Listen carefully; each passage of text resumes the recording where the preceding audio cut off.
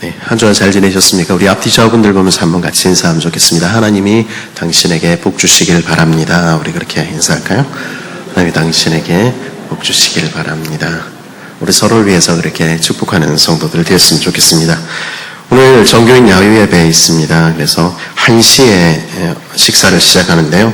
예배를 마치시면 바로 조금 여유 있게 이동해 주시고 도착해 주시면 우리 진행하는 데 좀 도움이 될 것 같습니다. 1, 2부 오전 예배는 똑같고요. 차량은 오후 12시 10분까지 우리 탑승해 주시면 좋겠다 하는데요. 경로 교구는 25인승 버스와 4997 차량에 탑승하게 되는데 4997 차량은 아직 조금 여유가 있다고 합니다. 그래서 차편을 마련하지 못하신 분들은 우리 같이 타시면 될 것 같습니다. 12시 10분까지입니다. 그리고 그 기존 운행하는 부분은 교회 차량을 다 사용하기 때문에 기존의 운행은 조금 어렵게 되겠습니다. 청년대학부 중고등부 차량 좀 확인해 주시면 좋겠고요. 1시부터 교구별로 모여서 함께 식사하고 교제하게 됩니다. 근데 화기를 사용할 수 없는 것 기억해 주시고요. 네. 그리고 우리 중고등부 친구들 고3 대학 진학과 신앙생활을 위한 중보기도 계속해서 해주시면 좋겠습니다. 그리고 새순쉼터, 새순카페 우리 봉사자를 모집하고 있습니다. 봉사로 섬겨주실 분들은 이학봉 집사님께 말씀해 주시면 좋겠습니다. 그리고 대신자 카드 우리 작성해서 우리 함께 우리 영혼들을 품고 기도하는 일들 함께 할 수 있으면 좋겠습니다. 교회 차량을 우리 사용하시는 일이 있는데 그때는 반드시 신청서를 작성하고 사용해 주시고요. 사용 후에는 주유와 차량 내부 청소 점검하고 반납해 주시면은 관리하는 데 조금 도움이 되겠습니다. 우리 지난주 강선미 집사님 우리 장례가 있었는데요. 가족장으로 은혜 가운데 마쳤습니다. 가족들이 원해서 조문과 조의금을 따로 받지는 않았습니다. 그 점 이해해 주시면 좋겠습니다. 우리 시간에 같이 한번 말씀 듣도록 하겠습니다. 우리 같이 한번 기도하고 말씀 듣도록 하겠습니다. 아버지 하나님, 주의 백성들이 오늘도 주님 말씀 앞으로 나왔습니다. 주님 이 아침에 주님이 우리에게 하시고 싶은 말씀 들려주시고 하나님 그 말씀 우리가 들을 때에 우리에게 주시는 말씀으로 아멘으로 화답할 수 있는 우리들 될 수 있도록 우리 마음을 열어 주옵소서. 예수님 이름으로 기도합니다. 아멘.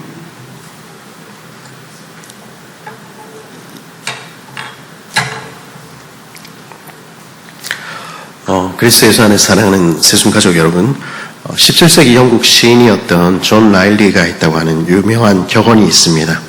사랑과 전쟁에서는 모든 것이 정당하다 하는 말입니다. 사랑을 잃고 후회하느니 모든 방법을 동원해서라도 그 사랑을 쟁취하는 게 낫고 전쟁도 마찬가지라는 것입니다. 일단 싸우게 되면 이겨야 한다는 것이죠. 패배해서 모든 것을 잃고 후회하느니 온갖 비겁한 방법이라도 동원해서 이기겠다는 것입니다. 그것이 이 세상의 전쟁이죠. 근데 생각해보면 정말 그래도 될까? 우리 이런 생각하게 됩니다. 전쟁이 정말로 남긴 것이 무엇인지 우리가 제대로 본 적이 있다면 우리 그렇게 말하기가 힘들 것 같습니다. 지난 한 주간 베트남에서 현지 지도자 교육을 하고 왔습니다. 기도해 주신 덕분에 잘 다녀왔습니다. 감사를 드립니다. 제가 함께 공부했던 분들은 그 베트남도 어쨌든 공산국가니까요. 거기에 신분증에 종교란을 쓰고 있는데 기독교라고 쓰기 때문에 여러 가지 학업이나 직장이나 어려움을 당하는 분들을 함께 공부할 수 있었습니다. 아침 8시부터 저녁 5시까지 쉬는 시간 제외하고는 계속 수업을 하다 보니까 빡빡했는데요. 금요일 마지막 수업을 마치고 비행시간까지 잠깐 짬이 있어가지고 호치민 시내에 있는 전쟁 박물관을 갔었습니다. 거기서 얼마나 전쟁이라는 것이 비참한 것인가 볼 수 있었습니다. 베트남 전쟁 기간 동안에요, 사망자가 300만 명이었다고 합니다. 그리고 그 중에 200만 명은 민간인이었다, 이렇게 하는 기록을 보았습니다. 종군 기자들이 찍은 사진들이 전시되어 있었는데요. 사람의 목을 잘라서 들고 있는 군인들의 사진이며 물고문과 전기고문을 하는 사진이며 여성들과 아이들을 학살해서 무더기로 쌓아놓은 사진도 볼 수 있었습니다. 300만 명의 사망자 외에도 200만 명이 부상을 입었고 30만 명이 실종됐습니다. 그 전쟁에서 이기기 위해서 사람들은 무슨 일이든 했습니다. 소위탄을 쏘아서 밀림 전체를 남기지 않고 태우기도 했고요. 고역제를 쏟아붓기도 했습니다. 우리 그 고역제로 인해서 오염이 돼서 신체가 변형이 된 그 자녀들까지, 그 자녀의 자녀들까지 지금 고통받고 있는 비극이 아직도 진행 중인 것 볼 수 있었습니다. 지금 벌어지고 있는 팔레스타인과 이스라엘의 참상들 역시, 전쟁 역시 얼마나 잔인한 것인지 우리에게 들려주는 것 같습니다. 팔레스타인은요, 하마스는요, 지금 민간인들을 테러하고 납치하면서도 자신들이 정당하다고 소리칩니다. 이스라엘은 그에게 대한 보복이라면서 똑같은 일을 저지르지요. 여자와 특별히 아이들을 학살하고 병원을 폭격하며 핸드폰을 폭파시켜 무차별 살상을 벌이고 있는 것입니다. 전쟁에 이기면 그만이라는 것입니다. 그것이 이 땅의 전쟁 이야기이며 전쟁의 비참함 이야기입니다. 사실 아까 말씀드렸던 영국의 시인 존 마일리가 했던 말은 전쟁이 정당하다 하는 그런 이야기가 아니었습니다. 실제로 그가 썼던 글은 이런 것입니다. 공정함이라는 법칙은 사랑과 전쟁에는 적용되지 않는 것처럼 보인다 하는 것입니다. 그 말이 그 말처럼 보이지만 사람들이 이기기 위해서라면 무슨 일이든 하는 그 비정한 현실을 꼬집으며 비판하며 말한 것입니다. 결코 전쟁에서 어떤 수단을 써도 된다는 이야기는 아니었던 것이죠. 그러나 사람들은 그렇게 사용합니다. 사실 이런 말을 앞세워서 막무가내로 그 전쟁으로 모든 것을 밀어넣는 것이 이 세상의 지도자들입니다. 수없이 많은 전쟁들이 지도자들의 개인적인 욕망과 잘못된 판단에서 비롯된 것이지만 마치 거기 대단한 무슨 명분이라도 있는 것처럼 선동하고 속이는 것이죠. 그래서 개인의 삶, 우리의 행복, 함께 사는 평화 같은 더 중요한 가치들을 모조리 불살라 버립니다. 그리고 그것이 정의인 것처럼 마치 대단한 대의라도 되는 것처럼 오늘도 수많은 지도자들은 돌격 앞으로라고 소리친 것입니다. 그리고 거기에 동의하지 않고 따르지 않는 사람들 적으로 몰아가는 것이죠. 그래서 오늘도 세상에는 전쟁이 그치지 않는 것 같습니다. 그러나 정말로 전쟁을 해야 하는 이유는 무엇입니까? 그 전쟁을 통해서 정말로 얻게 되는 것은 무엇입니까? 이 세상의 지도자들은 막연한 희망을 노래할 뿐 누구도 정말로 얻어야 될 것이 무엇인지 제시하지 못합니다. 그래서 전쟁의 끝에는, 이 땅의 전쟁의 끝에는 언제나 폐허만이 남게 되는 것입니다. 그것이 지난날들의 전쟁이 들려주는 교훈 아닙니까? 이 세상의 전쟁은 파괴를 위한 전쟁입니다. 그리고 그 결과를 책임져야 하는 것은 그저 보통의 힘없는 평범한 사람들인 것이죠. 사람들 너무 쉽게 전쟁을 이야기하지만 그처럼 전쟁이 가져올 결과를 생각하면 전쟁은 결코 있어서는 안 될 비극이라는 점을 알게 됩니다. 막대한 재산상의 피해만이 아니라 평범한 사람들이 살던 일상의 삶, 그들이 꿈꾸던 미래, 모든 것이 사라지고 마는 것입니다. 가장 귀한 생명마저 아무 가치도 없게 되는 것, 그것이 전쟁입니다. 그러니 함부로 전쟁을 말해서는 안 되겠지요? 그런데 오늘 말씀에서 우리는 다시 전쟁에 대해서 말씀하시는 하나님의 이야기를 듣습니다. 겉으로 보기에는 싸우고 진멸하라 하는 이야기를 듣게 되는 것 같은 것이죠. 그렇다면 성경에 나오는 전쟁의 이야기를 어떻게 이해해야 하겠습니까? 구약 성경의 말씀들은 1차적으로는 당시 시대를 살아가던 이들을 위한 말씀입니다. 3400년 전 당시 이스라엘 사람들에게 주어진 말씀이었지요. 그들은 실제로 주신 가나안 땅을 얻기 위해서 싸워야 했고 그들의 나라를 멸하기 위해서 달려드는 적들에 대항해야 했었습니다. 전쟁은 회피할 수 없는 것이었지요. 오늘 말씀은 바로 그렇게 언제나 적들에 싸워야 했던, 실제로 전쟁을 해야 했던 이들을 위해서 주신 말씀입니다. 그럼에도 불구하고 이 말씀들에는 넘을 수 없는 원칙이 있다 하는 것들을 이야기하고 있지요. 그러나 그것이 끝이 아닙니다. 동시에 이 말씀은 오늘 우리를 위한 말씀입니다. 이스라엘이 그랬듯이 오늘 우리도 전쟁을 해야 한다는 것입니다. 그런데요, 우리들의 싸움은 더 이상 칼과 방패를 들고 싸우는 싸움이나 사람들과 싸우는 싸움이 아닙니다. 우리는 영적인 전쟁을 해야 하는 것이죠. 오늘 말씀은 우리에게 우리가 싸워야 할 영적인 전쟁이 무엇인지를 보여줍니다. 이 말씀을 통해서 우리는 우리들이 싸워야 할 영적인 전쟁을 어떻게 수행해야 할지, 어떻게 감당해야 할지 알게 되는 것이죠. 오늘 말씀 1절은 이렇게 말합니다. 내가 나가서 적군과 싸우려 할 때에 말과 병거와 백성이 너보다 많음을 볼지라도 그들을 두려워하지 말라.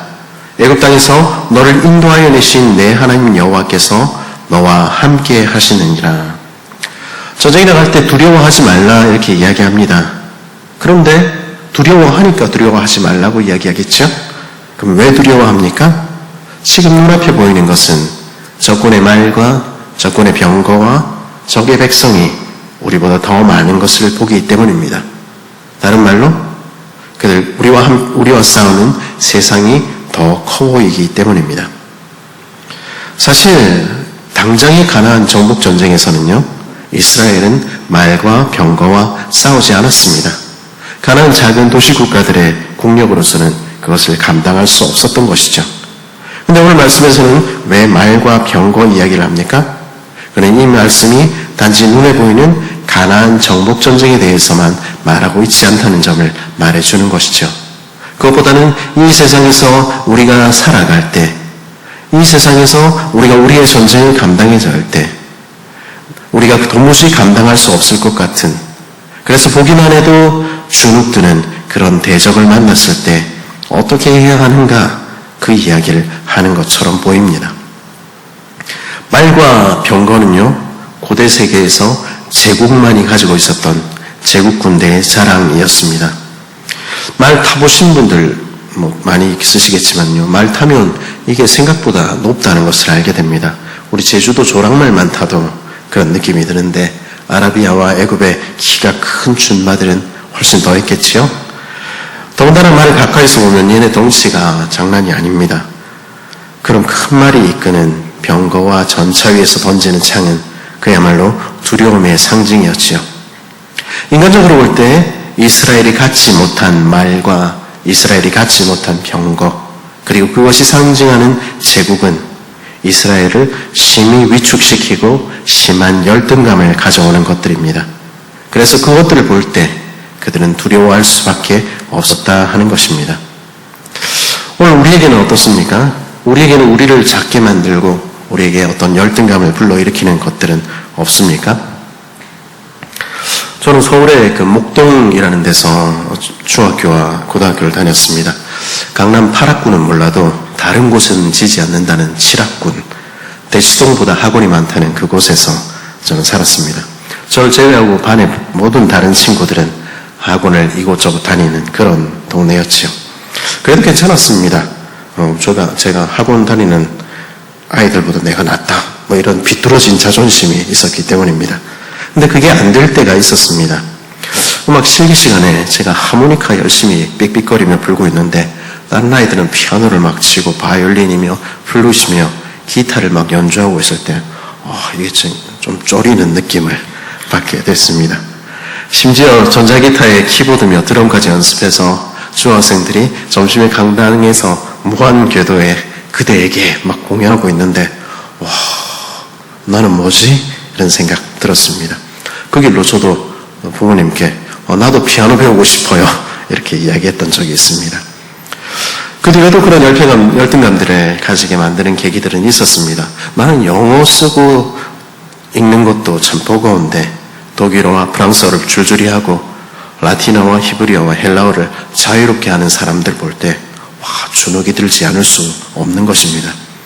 제가 유학을 하던 시절에 제가 한 35살쯤 됐는데 헬라어 초급 시험을 A-를 받았습니다.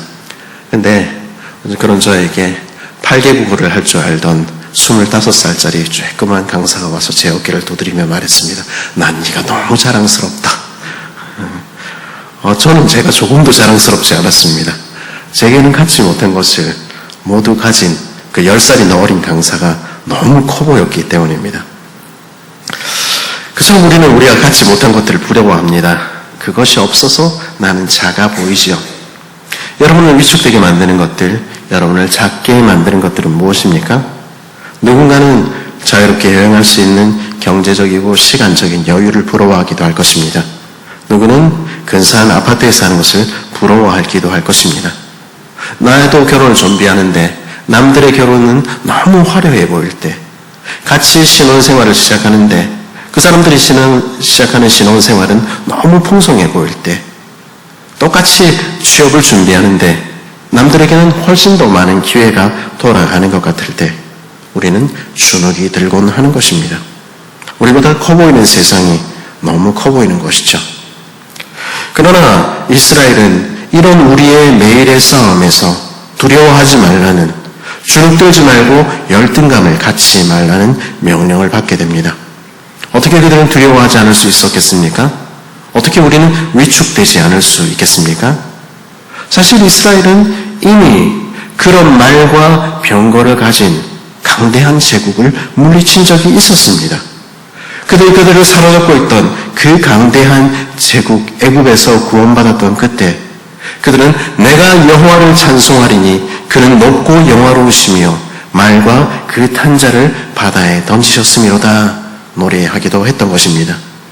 그러면 그때는 지금보다 더 가진 것이 많아서, 그때는 더 힘이 세서 그 강대한 적들을 물리친 것입니까?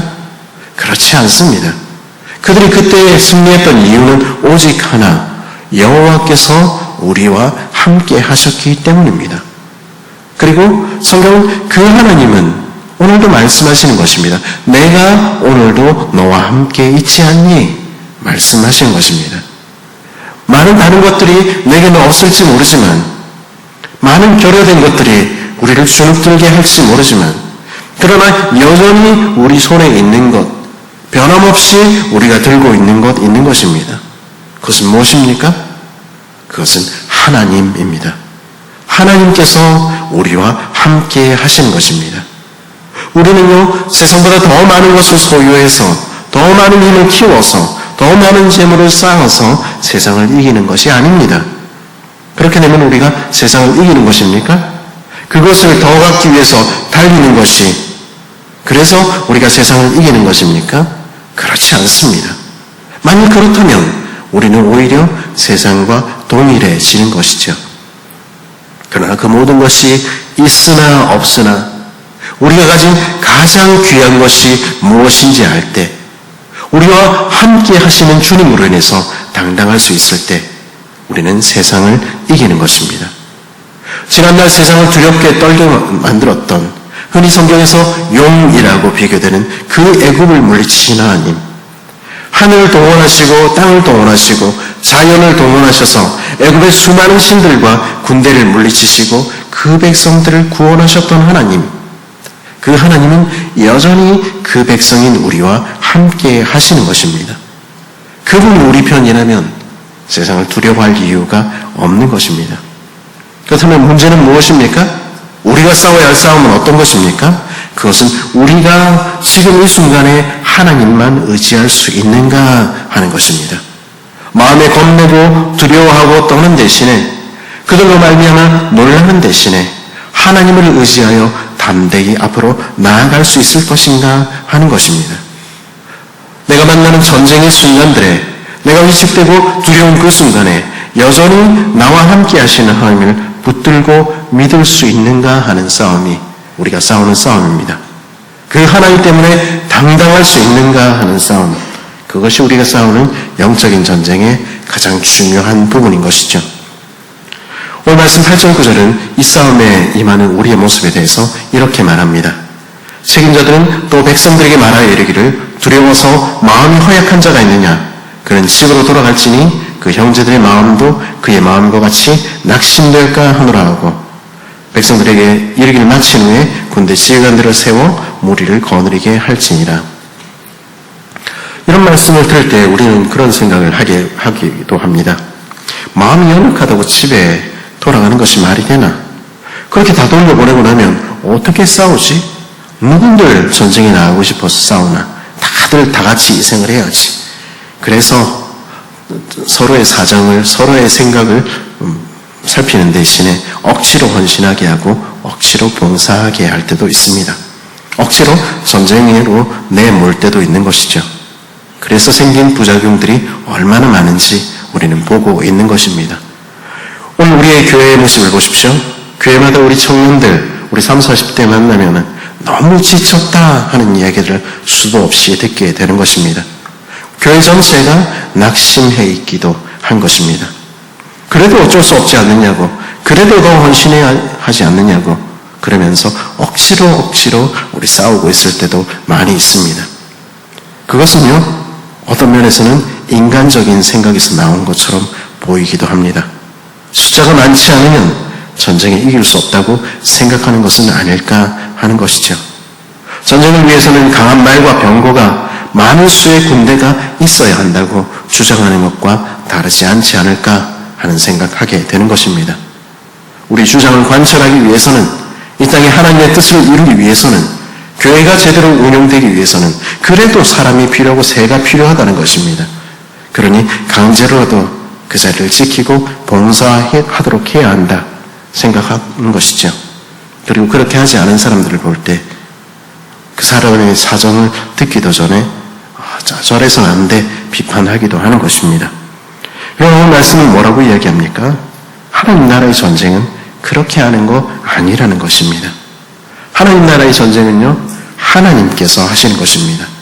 그러니 중요한 것은 많은 숫자가 아니라 정말로 그 마음으로부터 하나님께 헌신된 몇몇 사람일 수 있는 것입니다. 이런 모습을 잘 보여주는 것이 서사기에 등장하는 기드온의 싸움이죠. 바다의 모래 같은 미디안과 아말렉과 동방의 연합군 앞에서 하나님께서는 겨우 모아놓은 32,000명을 보고 많다 이렇게 말씀하신 것입니다. 그래서 오늘 말씀에서 이야기한 것처럼 책임자였던 기드온을 외칩니다. 누구든지 두려워서 떠는 자는 길르앗산을 떠나 돌아가라. 그 말 한마디에 절반이 넘게 22,000명이 돌아갑니다. 와, 말 잘못했다 그런 생각 들었을까요? 이것을 어떻게 싸워? 그러나 하나님의 생각은 달랐던 것이죠. 남은 10,000명도 많아서 300명 남겨놓고 다 돌려보내셨습니다. 왜냐하면 우리가 싸우는 싸움은 사람의 많고 적음에 달려있는 것이 아니기 때문입니다. 문제는 우리가 우리의 마음을 주께 온전히 드리는가, 자발적으로 헌신하는가 하는 점입니다. 그리고 300에 불과한 그들이 믿음으로 횃불과 나팔을 들고 하나님 싸워주십시오 그렇게 간구했을 때, 하나님께서 싸우시기도록 했을 때 그들은 세상을 이긴 것입니다. 물론 그것이 헌신하지 않으려는 우리 모습에 대한 변명일 수는 없지요. 하나님 나라의 백성, 온전히 성숙한 백성이라면 그 나라를 이루기 위해서 자신을 드리려는 열망을 가진 사람들일 것입니다. 그러니 지금 싸우고 있지 않고 있는 모습을 언제까지나 변명하고 있어서는 안 되는 것이죠. 우리가 그렇게 두려워만 하고 마음이 연약한 채로 끝까지 남아있을 때 우리는 하나님의 영광에 참여하지 못할 것입니다.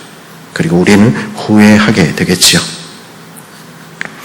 그리고 오늘 말씀 5절에서 9절에서 우리는 가나안 정복 전쟁을 앞둔 이스라엘에게 내려진 또 하나의 이상한 명령을 듣게 됩니다. 5절에서 9절은 뭐라고 이야기합니까? 5절부터 7절까지 우리 한번 같이 읽어보겠습니다. 5절부터 7절 함께 읽겠습니다. 시작.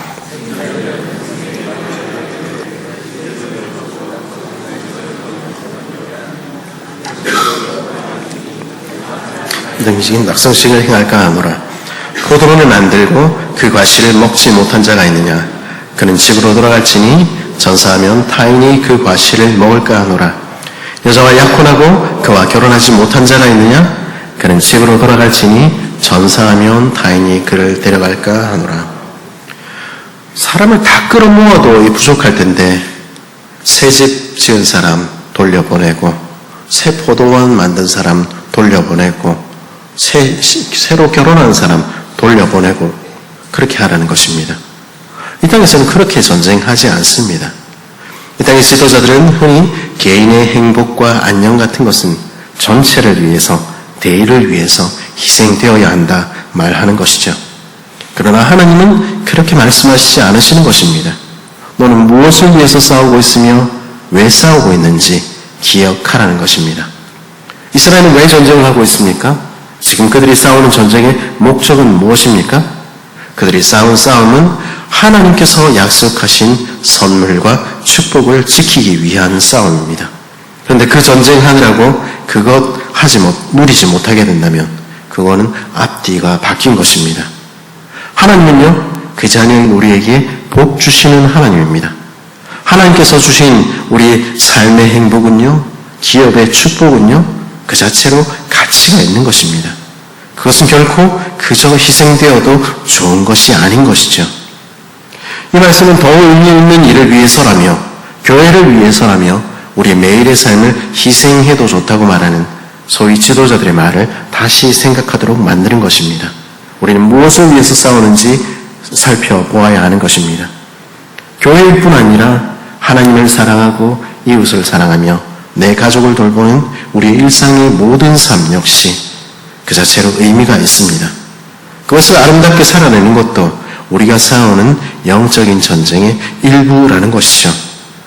이 세상의 전쟁과는 달리요, 하나님 나라의 전쟁에서 이스라엘은 강제로 모든 사람을 동원해서 그것만이 전부인 것처럼 그렇게 싸우도록 하지 않는 것입니다. 대신에 집 짓는 일 계속하고, 포도를 만드는 일 계속하고, 결혼하고 아이를 낳는 일도 계속하는 것입니다. 그리고 오늘 말씀 19절 20절에 보니까 뭐라고 얘기합니까? 심지어 전쟁에 나서면서 도끼로 과일나무도 함부로 자르지 마라, 그렇게 말씀하시는 것입니다. 이것은요, 우리가 싸우는 싸움이 어떤 전쟁인지 우리에게 들려줍니다. 우리의 전쟁은 어떤 전쟁입니까? 우리는 더 가지기 위해서 파괴하고 멸망시키는 이 세상의 전쟁을 수행하는 사람들이 아닙니다. 하나님 나라를 세우고 만들기 위한 전쟁하는 것입니다. 지금 우리에게 기업으로 주신 땅을 가꾸고 지키기 위한 전쟁으로 부름받은 것입니다. 이곳에서 우리 삶을 통해서 하나님 나라가 어떤 나라인지 보여주는 전쟁 우리는 하고 있는 것이죠. 그러면 이런 영적인 전쟁은 어디에서 이루어져야 합니까?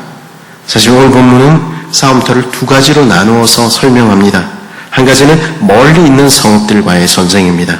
우리 바깥의 전쟁에 대해서 10절은 뭐라고 얘기합니까? 내가 어떤 성읍으로 나아가서 치료할 때에는 그 성읍에 먼저 화평을 선언하라. 멀리 있는 성읍, 우리 삶 밖에 있는 성읍들에는 화평을 선언하라는 것입니다. 그것 받아들일 때는 하나님의 통치를 인정하게 하는 것으로 만족하라는 것이죠. 바깥의 세상이 우리의 최우선적인 전장이 아니라는 것입니다. 우린 때로는 저 바깥의 세상까지도 당장에 하나님의 법 아래 굴복시키도록 만들어야 할 것처럼 그렇게 소리를 높이곤 합니다. 그런 영적인 전쟁을 감당해야 한다 이야기하기도 하지요. 그러나 그것이 정말로 지금 우리에게 주신 하나님의 뜻인지 우리는 물어야 하는 것입니다.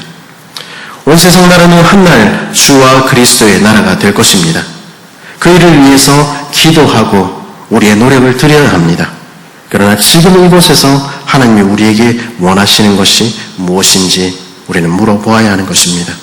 그리고 좋은 이웃이 되어야 하는 것입니다. 그것도 우리가 싸워야 하는 전쟁의 일부이지요. 그리고 정말로 우리가 치열하게 영적인 전쟁을 감당해야 하는 영역은 따로 있다는 것입니다. 오늘 말씀 16절 이하에서는 뭐라고 이야기합니까? 오직 내 하나님 여호와께서 내게 기업으로 주시는 이 민족들의 성읍에서는 호흡 있는 자를 하나도 살리지 말지니. 이 말씀이 강조하는 것은 무엇입니까? 내게 주신 기업이라는 것입니다. 내게 주신 기업, 내 땅에서는, 내 삶의 영역에서는 어떻게 싸워야 하는가, 그 이야기하고 있는 것입니다. 교회 바깥에 대해서 소리치는 우리에게, 다른 사람들의 삶에 대해서 말하는 우리에게 하나님께서는 네 삶의 영역에서 너는 영적인 전쟁을 하고 있느냐 물으시는 것입니다. 네 삶 가운데 있는 영적인 대적들을 몰아내고 있는가 물으시는 것입니다. 18절은 뭐라고 얘기합니까? 이는 그들이 그 신들에게 행하는 모든 가증한 일을 너희에게 가르쳐 본받게 하여 너희가 너희 하나님 여호와께 범죄하게 할까 함이라. 전쟁에서 결정적으로 패배하는 것은요, 사실 외부의 적들 때문이 아닙니다. 내부의 문제들 때문이지요. 그것은 영적인 전쟁도 마찬가지일 것입니다. 우리가 밖으로는 싸운다 이야기하면서 우리가 스스로 세상을 닮아갈 때, 우리 삶에서 우리 중심이 하나님이 왕이 되시지 않을 때 우리는 이미 전쟁에서 패배하고 있는 것입니다. 내 삶에서 세상이 하듯이 물질을 섬기며 살아갈 때, 쾌락을 섬기며 살아갈 때, 명예가 하나님보다 더 중히 여겨질 때, 그래서 무슨 짓이든 할 수 있는 그런 세상의 모습이 우리 안에 나타날 때 우리는 이미 영적인 전쟁에서 지고 있는 것입니다. 그러기에 하나님께서는 다른 세상 저 멀리가 아니라, 저 바깥이 아니라 바로 내 삶에서, 내 안에서 세상을 닮은 모습들 몰아내라 말씀하시는 것입니다. 진멸하고 거룩하게 하고 하나님 닮은 거룩한 백성으로 살아가라 말씀하시는 것입니다. 그것이 우리가 가장 우선적으로 싸워야 할 영적인 전쟁이라는 것입니다. 주님을 닮아가는 전쟁, 이곳에 하나님 나라를 세워가는 전쟁, 그 전쟁을 열심히 감당하고 있느냐 주께서는 물으시는 것입니다. 그리스도 예수 안에 사랑하는 새순가족 여러분, 오늘 우리는 가나안 정복 전쟁 당시에 이스라엘처럼 칼과 창을 들고 싸우는 싸움은 하지 않습니다. 그러나 이 이야기는 우리가 싸워야 하는 우리 삶에서 영적인 전쟁을 어떻게 감당해야 할지 우리에게 들려주는 것입니다. 우리가 싸우는 영적인 전쟁의 승패는 우리에게 달려있지 않다는 것 기억할 수 있기를 바랍니다. 우리가 하나님만 의지할 수 있는가? 우리가 우리의 그 큰 전쟁에서 주님을 의지하는가? 거기에 우리의 성공과 실패가 달려있는 것입니다. 우리가 날마다 주님께 붙어 있습니까? 그분을 힘입어 세상 앞으로 나아가고 있습니까? 그럴 때 우리는 세상을 이기는 것입니다. 우리는요, 큰 것들을 이야기하면서, 거대한 싸움을 이야기하면서, 그래서 우리에게 주신 정말로 중요한, 작지만 중요한 것들을 잊어버리고 있지 않은지 돌아보아야 합니다. 우리는 우리 삶에서 하나님의 나라를 세우고 만들어가는 전쟁으로 부르심을 받은 것입니다. 우리는 그곳에서 주님의 나라를 세우고 교회를 세우기 위한 전쟁 감당하고 있습니까? 그리고 우리가 싸워야 하는 가장 큰 전장은 바로 내 자신의 삶이라는 것을 기억하십시오. 내 안에 세상을 닮은 모습들, 내 안에 정말 하나님 기뻐하시지 않는 모습들, 내 삶 가득히 하나님 대신에 채운 것들을 우리는 몰아내어야 하는 것입니다. 그리고 내 삶을 거룩하게 만들어야 하는 것입니다. 그것이 우리들이 싸워야 할 영적인 전쟁입니다. 그 전쟁에 우리 힘껏 싸워가는, 잘 감당하는 복된 저와 여러분 되기를 간절히 바랍니다.